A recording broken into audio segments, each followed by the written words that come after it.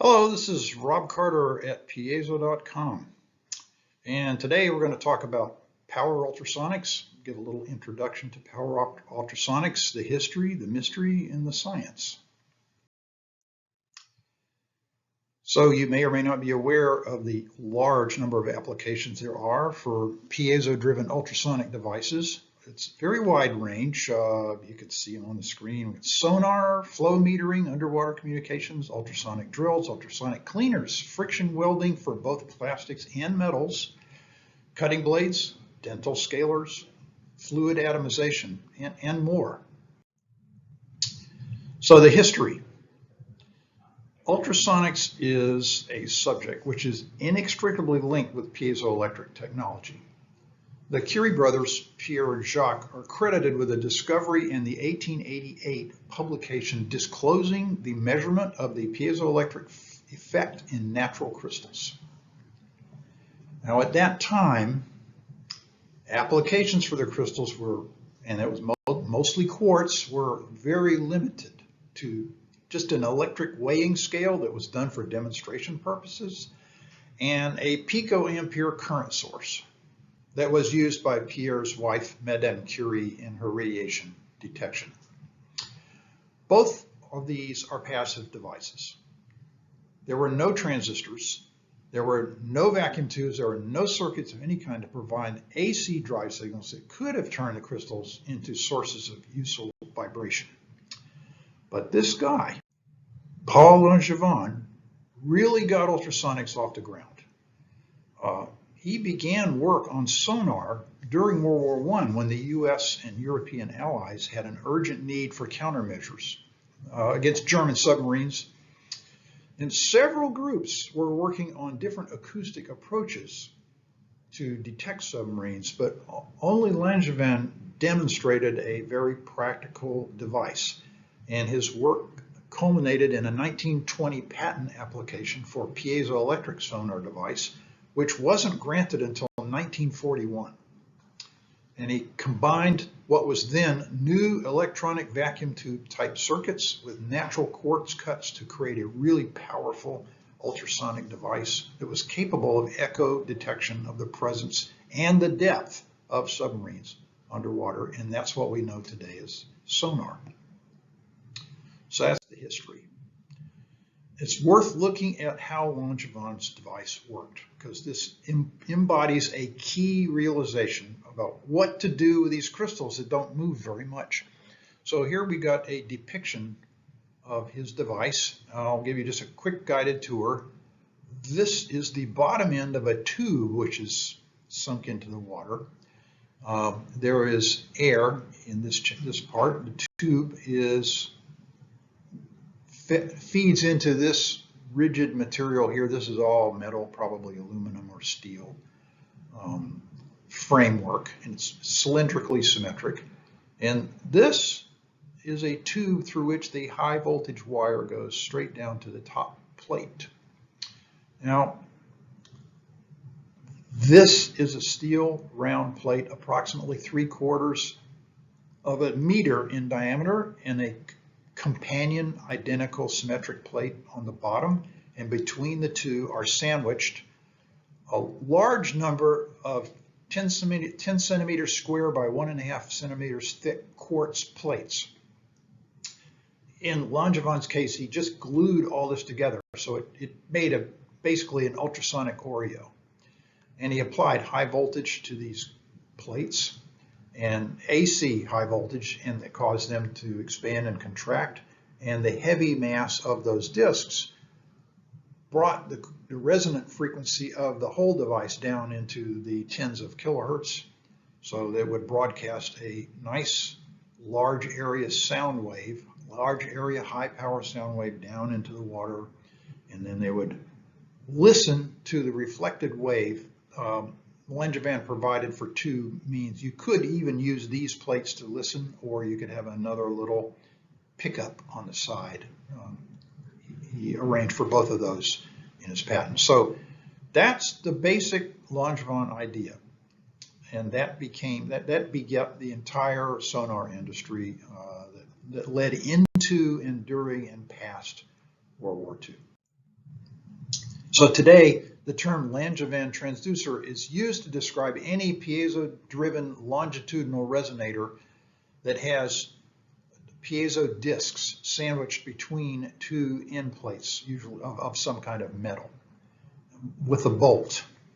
And that's basically that's what's called a Langevin, a bolt Langevin transducer, bolt clamp. So quick answering a few questions. Why do we have two piezo discs? This is an important design thing. It's not really, you could have one and it would work. However, when you have two, you have the opportunity of placing both this piece of metal and this piece of metal at ground potential, which makes it safe to touch. So you orient the polarity of these two discs oppositely. Say they're both pointing inward toward that center layer of electrode. And that means you only have to apply high voltage to this one little tab and everything else is safe to touch.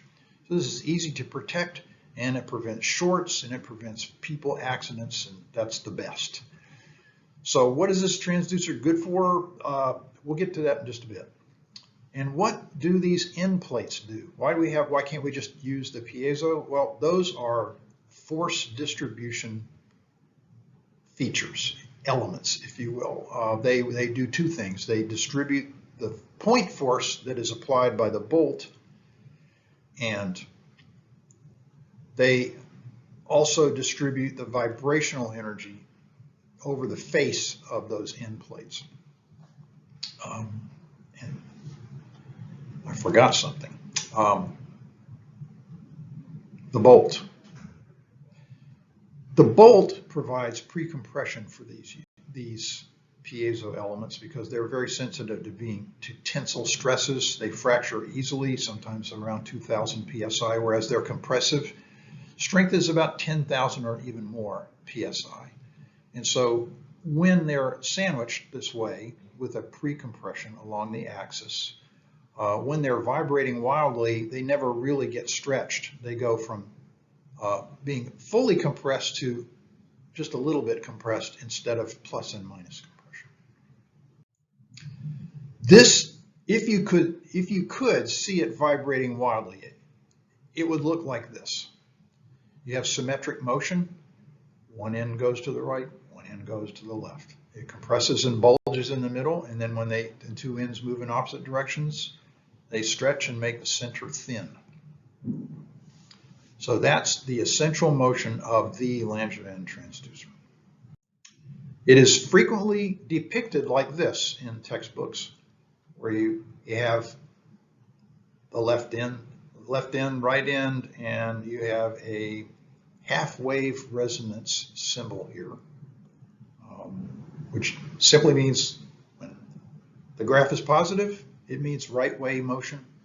When the graph is negative, left wave motion.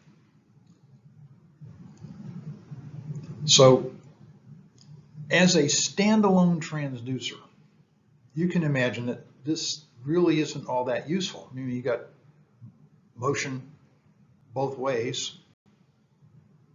You're driving it, you're applying energy, and you're only going to be using one end of it, and the other end, the motion is wasted, and the energy that it takes to make it move is wasted. But you could think of it as an engine. So if you add a transmission to the engine, now you've got something. We're going to talk about two different kinds of transmission that are common commercially. One is called the ultrasonic horn transducer, and it consists of the Langevin engine here and a little transmission that's a horn.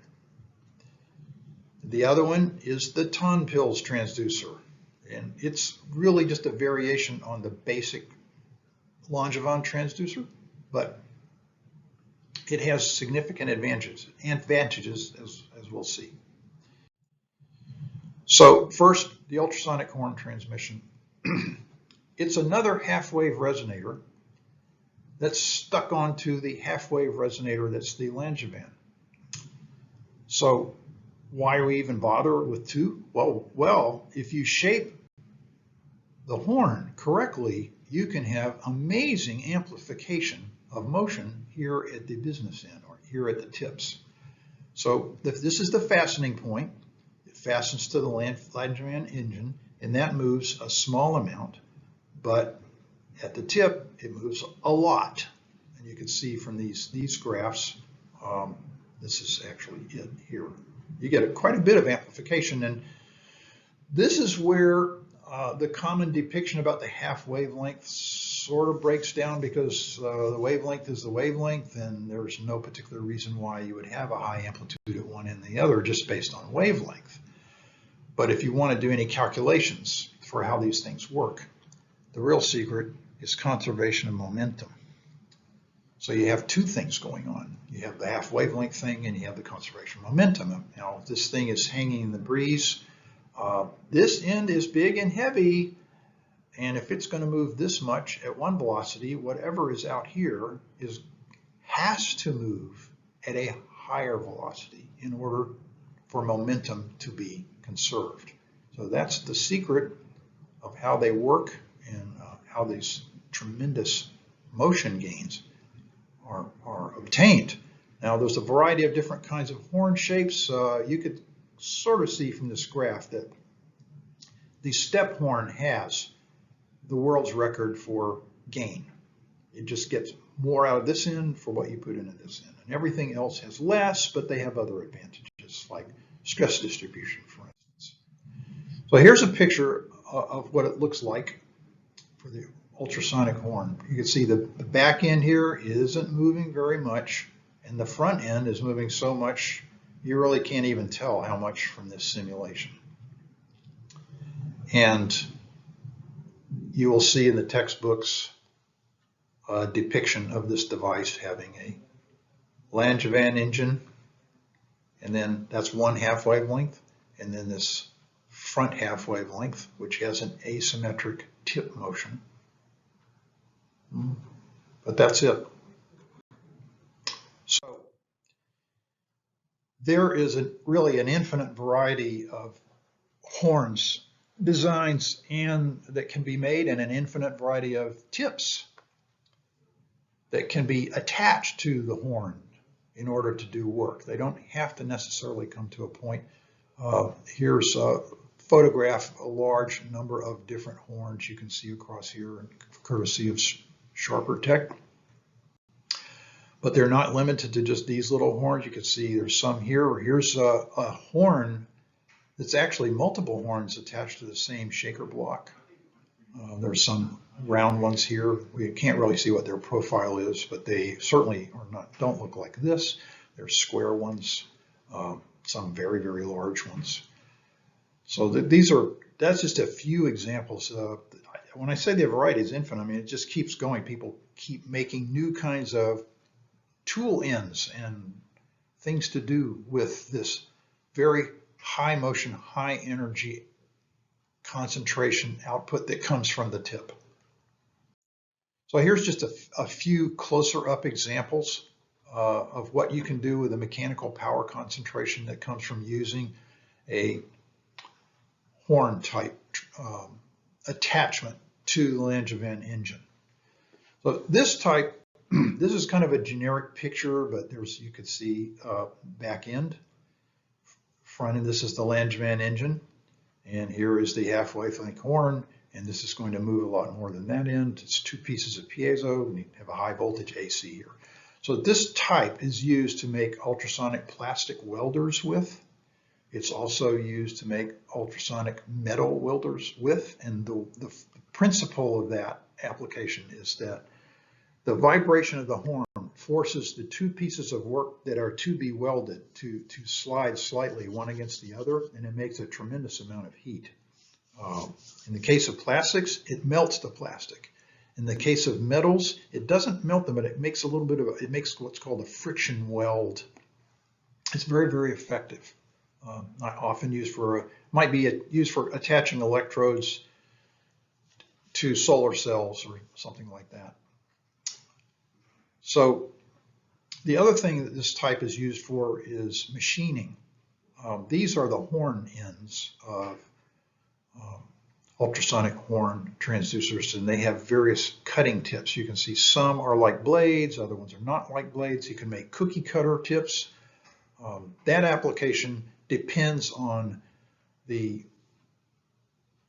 cutter bearing down on the surface, and normally this type of cutter is used for ceramics or other hard materials, usually not for metals. And the horn tip, the business end, is being driven right through this slurry that has a lot of abrasive grit in it, and it will literally grind its way through the work.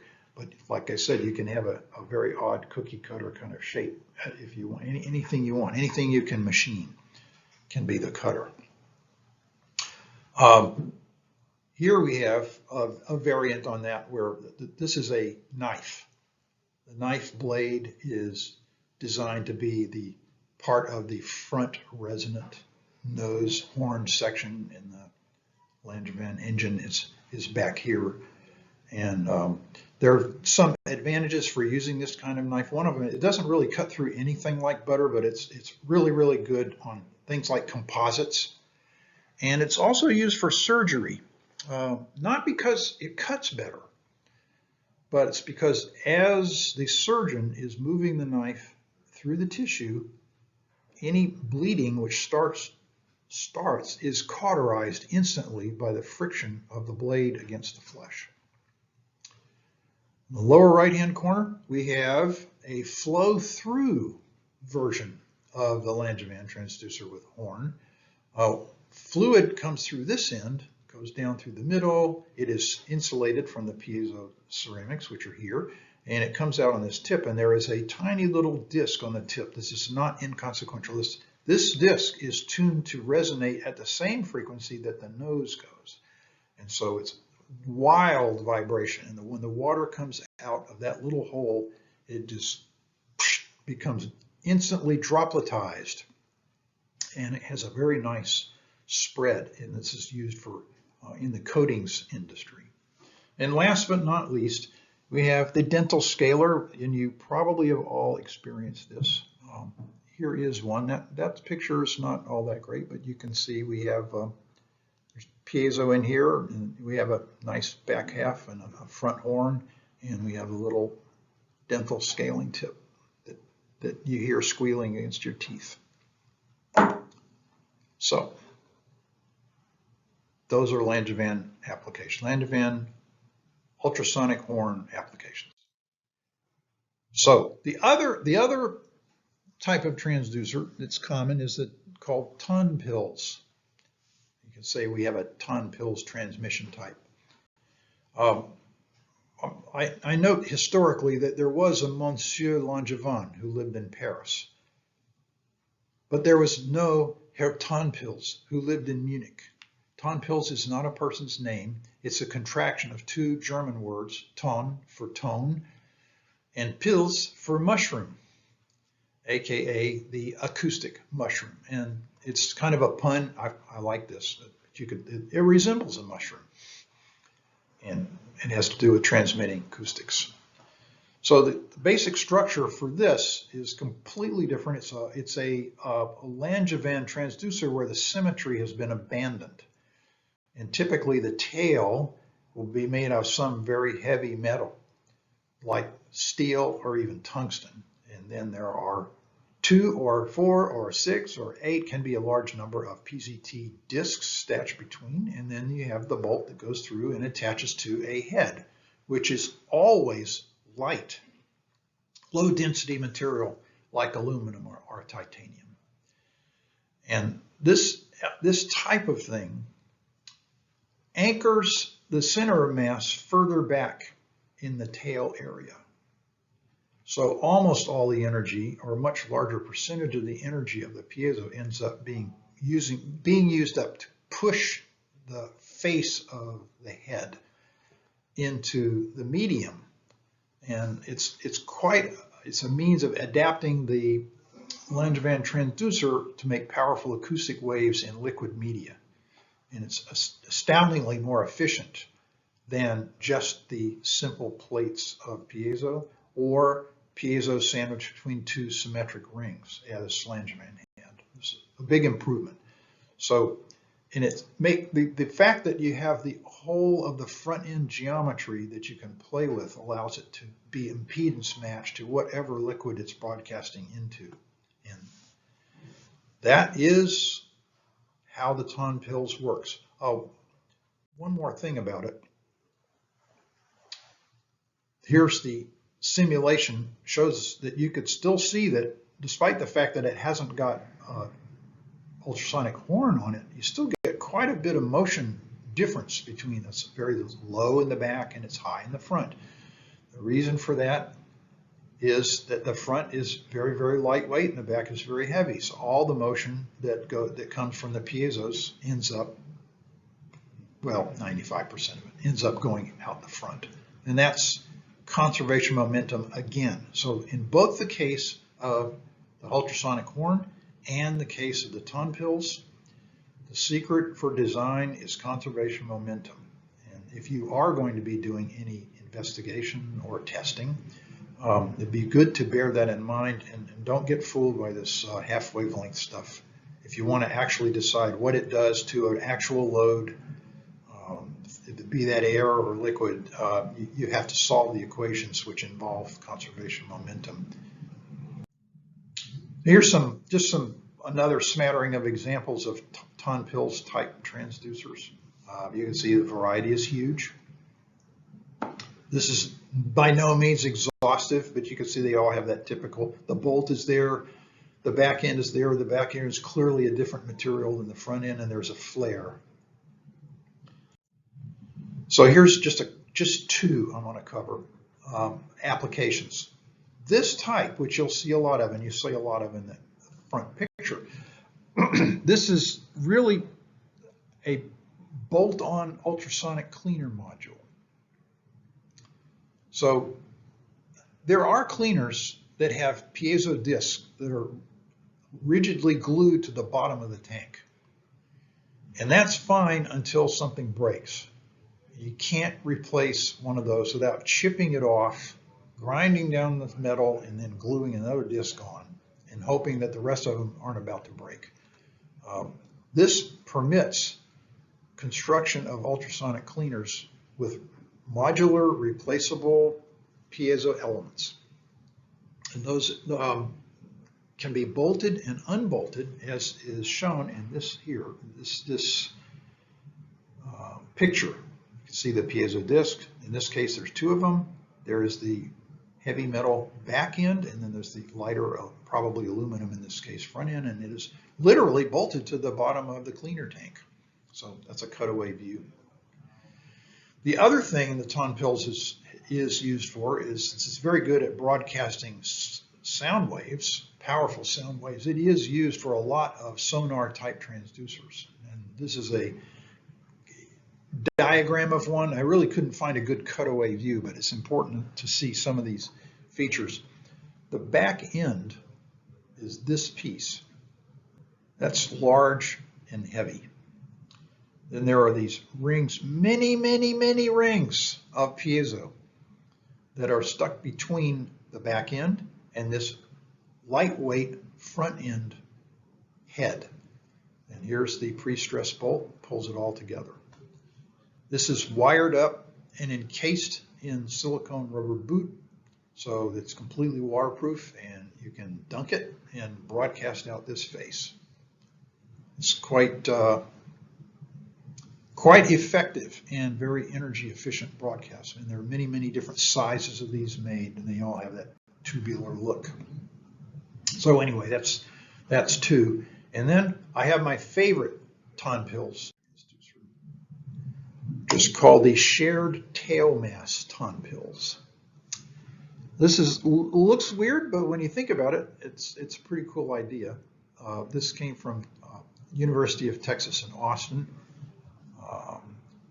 The piezos are large in number. You can see that's a long stack. And then it has a very broad broadcast area, but they are arranged in a circular array so that they share one back mass. So what this would be able to do is broadcast a pretty powerful planar wave radially outward from the center of this. It won't do much in the vertical direction, but it would be good for imaging if you're looking underwater to look 360 degrees. And it is not something that can be operated in any way except when all of these elements are driven in phase. So they're going to all breathe out, all breathe in, all breathe out, all breathe in. Otherwise, the sharing of that back mass wouldn't work. So here's a few resources and references that I drew on to make these pictures and discussion. May find them useful. And that's the conclusion of Power Ultrasonics, the history, the mystery, and the science. Thanks for taking the time to learn a little about this corner of Power Ultrasonics universe. And if you have any questions, just feel free to reach out to us at piezo.com. Thanks again.